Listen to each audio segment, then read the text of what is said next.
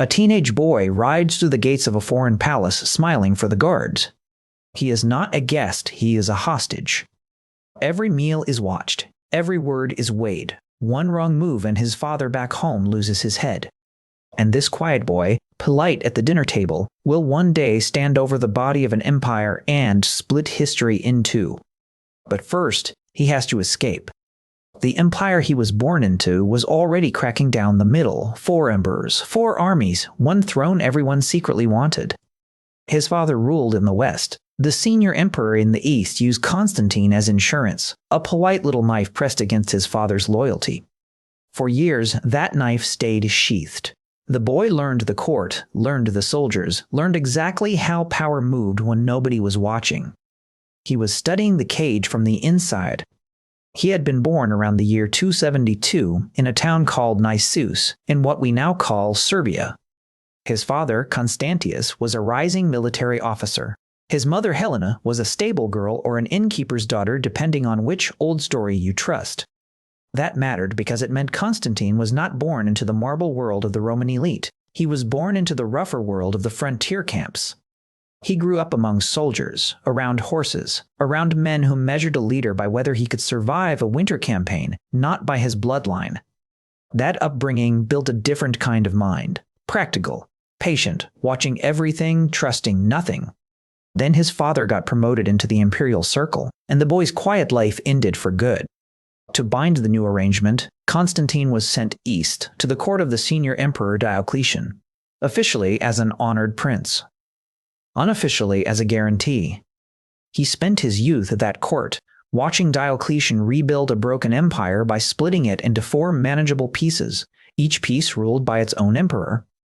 It looked stable. It looked brilliant. Constantine, watching from inside, saw something else. He saw 4 ambitious men sitting around one table, each pretending not to count the other's soldiers. He watched them smile and toast each other while their officers traded rumors in the corridors. He memorized faces. He memorized weaknesses. In this palace years, he also watched something darker. Diocletian launched the largest persecution of Christians the empire had ever seen. Churches burned. Bishops were arrested. Believers were dragged into the arena. Young Constantine saw all of it from a few feet away. He would remember. When Diocletian retired, the polite fiction collapsed. The new senior emperor in the east, Galerius, suddenly had no reason to keep a popular young hostage alive. So Constantine ran.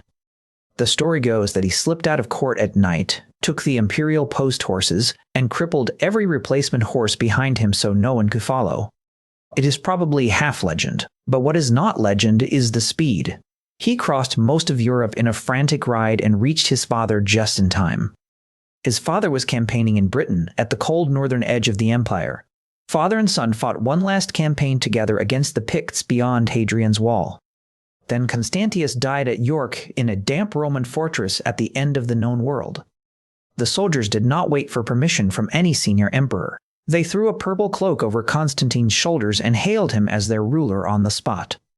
He was, suddenly, an emperor, and a legal one. The empire had 3 other men who already held that title. None of them had agreed to a 4th. A lesser man would have written a humble letter, accepted a lower rank, and waited for permission. Constantine wrote a humble letter, accepted a lower rank, and quietly began counting his soldiers. He spent the next several years doing what his father had done. He campaigned on the frontier.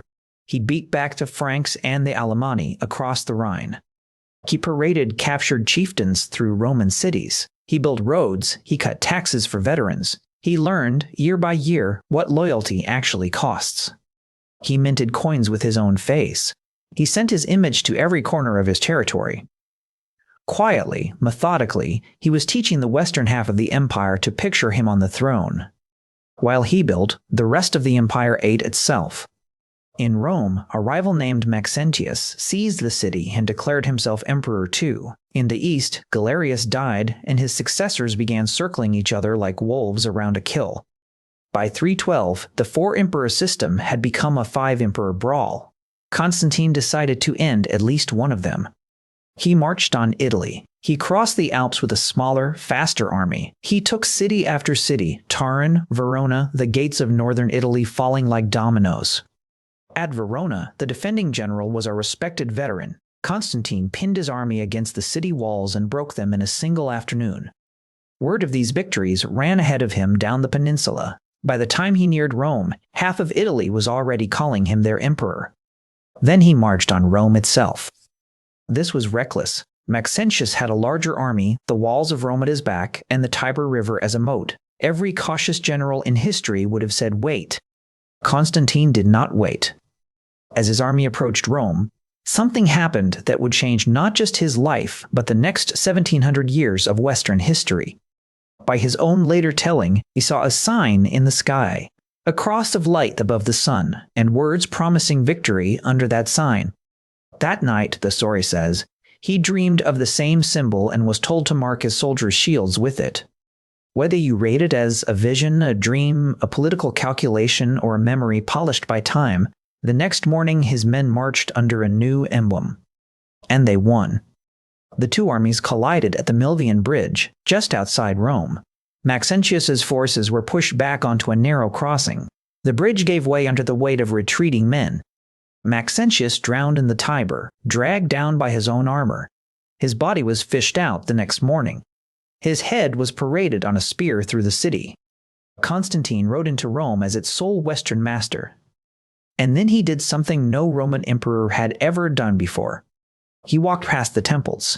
He skipped the traditional sacrifices to Jupiter on the Capitoline Hill, and he began, openly, to favor the followers of a small, persecuted faith called Christianity.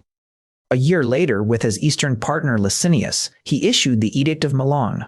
It legalized Christianity across the empire. It returned confiscated churches. It ended, by imperial order, 3 centuries of on and off persecution. For the Christians, this was not a policy change. This was the sky cracking open. Their God, just a generation earlier, had been an excuse for execution. Now their God was on the emperor's shield. But Constantine was not finished with the empire's other half. Licinius was still out there. The map still had 2 emperors on it, and Constantine had never liked sharing. For a decade they kept the peace, smiled at each other's coins, married into each other's families. Underneath, both were preparing. Skirmishes flared along the border. Licinius started leaning back toward the old gods, quietly stripping Christians from his court, almost as if to spite the man on the other side of the line. In 324, the war finally came. Constantine crushed Licinius on land at Adrianople, then again at sea in the Hellespont, then a third time near the city of Chrysopolis. Licinius surrendered. Constantine promised to spare him. Within months, Licinius was dead anyway, executed on a charge of plotting. For the first time in 40 years, the Roman Empire had one man at the top, and that man was wearing a Christian symbol. He was now around 50 years old. He had outmaneuvered, outfought, or outlived every rival who had ever shared a throne with him. He could have stopped there. He could have ruled from Rome and let the legend settle. Instead, he started building. He chose a small Greek port city on the Bosporus, a place called Byzantium, where Europe almost touches Asia. He decided to rebuild it from the ground up as a new capital. New walls, new palaces, a new senate, a new forum. Triumphal columns hauled in from across the empire. Churches instead of temples at the center of the skyline. A great hippodrome for the people. Aqueducts pulling fresh water in from miles away. He called it New Rome. History would call it Constantinople. It was not vanity. It was geography. From that point on the map, he could watch both the Danube and the eastern frontier. He could move armies east or north in weeks instead of months. He was, quietly, moving the center of gravity of the Roman world out of Italy forever. Pause for a second, because this is the moment to ask the question the rest of his life will answer. Was Constantine a true believer who happened to be an emperor, or an emperor who recognized a useful god when he saw one? Drop your answer in the comments. I genuinely want to read what you think before the story turns. Because the story is about to turn. Hard. Back to the man on the throne of a united empire, building a new capital and a new religion at the same time. Inside the church he had legalized, a fight was breaking out. Bishops in Egypt and bishops in Syria were arguing viciously about the nature of Christ. Was he equal to God the Father, eternal and uncreated? Or was he something lesser, the first and greatest of God's creations? To Constantine, this was not theology. This was a crack in the foundation of the empire he had just glued together. So in 325, he did something no Roman emperor had ever done. He summoned the bishops of the Christian world to a town called Nicaea, and he presided over the meeting himself. Picture it: Roman bishops, Egyptian bishops, Syrian bishops, men who had been tortured under earlier emperors, sitting under the gaze of a Roman emperor wearing purple and gold. Some of them still carried scars from the persecutions. Now those scars sat across the room from the most powerful man on earth, and he was asking them, politely, to agree.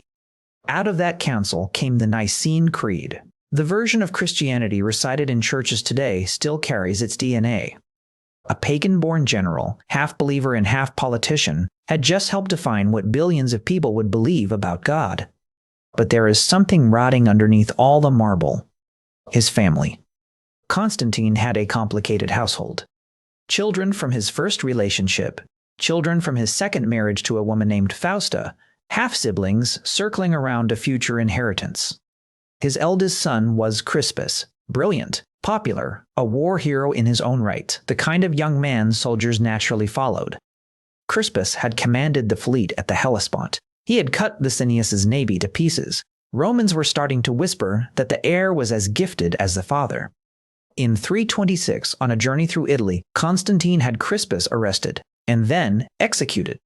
Shortly after that, his wife Fausta died too, under circumstances the ancient sources whisper about rather than explain. Some say she was killed in a hot bath, scalded to death. Some say she was condemned for falsely accusing Crispus of trying to seduce her. Some say something else entirely, something even the chroniclers were afraid to write down. The truth is buried. What is not buried is the silence afterward. Constantine never spoke publicly about either death. Statues of Crispus were quietly taken down. His name was scraped off inscriptions. The man who had united an empire could not or would not explain what had happened inside his own house. This is the flaw the rise had hidden. Not cruelty exactly, not paranoia exactly, something colder. A willingness to sacrifice anyone, even his own blood, the moment he sensed a threat to the throne. He had built his entire life around being the last man standing in any room. In the end, that instinct turned inward and devoured the one son who was good enough to follow him. After Crispus, he never seemed quite the same. He poured himself into Constantinople. He poured himself into the church. He gave gifts to bishops. He founded basilicas. He built the first version of St. Peter's in Rome over what was believed to be the apostles' tomb. He wrote letters about salvation, about sin, about mercy. He invited theologians to dinner. He read scripture out loud to his court. His mother, Helena, now elderly, made a famous pilgrimage to the Holy Land. She is credited with finding the sites of the crucifixion and the Nativity and ordering churches built on both. Legend says she even unearthed pieces of the true cross itself. Whether or not that is literally true, the churches she founded in Bethlehem and Jerusalem still stand on the foundations she laid. Some historians read these years as genuine devotion. Others read them as a man trying to outrun the ghosts in his own family. Both can be true. He kept moving, the way men who cannot sleep keep moving. New laws, new coins, new campaigns planned against the Goths along the Danube. He rewrote inheritance laws to favor widows and orphans. He banned the branding of criminals on the face, calling the human face the image of God. Small mercies from a man with so much blood behind him. He fortified the frontier. He took in barbarian recruits and settled them inside the empire as allies. He bent the Roman world to look more like the world that was coming, not the one that had been. By 337, he was preparing one more campaign, this time against the Persian Empire in the east. He never reached the front. He fell ill near Nicomedia. On his deathbed, finally, he asked to be baptized. He had spent his life leaning toward Christianity, building it, defending it, defining it, but he had never formally entered the water. He waited until the very end, until there was no time left to sin again. And then he stepped in. He died in white robes, the robes of the newly baptized, around the age of 65. His body was carried back to Constantinople and laid in the Church of the Holy Apostles in a tomb surrounded by 12 symbolic markers, one for each of Christ's disciples. He had buried himself deliberately as a 13th. It was the boldest theological claim of his life, made silently, in stone, after he was past arguing about it. His 3 surviving sons divided the empire among themselves. Within a few years, they were fighting each other. Within a generation, his bloodline had burned out completely. The last of his direct heirs would die on a Persian battlefield, far from the city his great-grandfather had built. The dynasty he killed his own son to protect did not outlive him by long. But the things he built outlived everything. Constantinople would stand as a Roman capital for more than 1,000 years after his death. It would outlast the Western Empire by nearly a millennium. When the legions in Italy were a memory, when Rome itself had shrunk to a town of shepherds and ruins, his city would still be calling itself Rome.